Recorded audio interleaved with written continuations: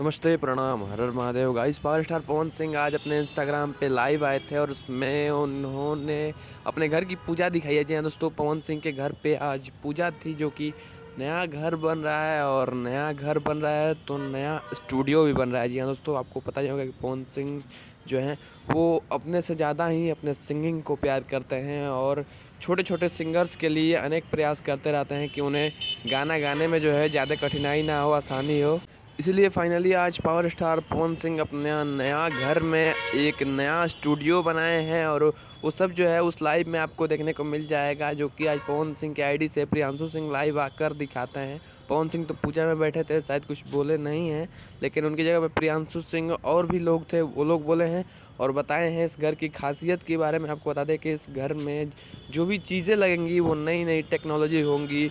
जो भी मतलब स्टूडियो का सामान होगा वो बाहर से आएगा, शायद विदेशों से आएगा और ये छोटे छोटे सिंगर्स के लिए बेस्ट होगा, उनके गाने गाने के लिए बेस्ट होगा। और शायद ये पवन सिंह के नए घर में ही होम स्टूडियो बन रहा है। वैसे आपको पवन सिंह का ये होम स्टूडियो कैसा लगा? क्या आपने अभी तक वो लाइव देखा है? अगर नहीं देखा तो जाकर देख लेना। पहले मेरी इस वीडियो को लाइक कर देना अगर पसंद आए तो, अगर चैनल पर नए हैं तो सब्सक्राइब कर देना। इसी तरह की भोजपुरी से रिलेटेड वीडियोज़ आपको यहाँ पर मिलती रहेंगी।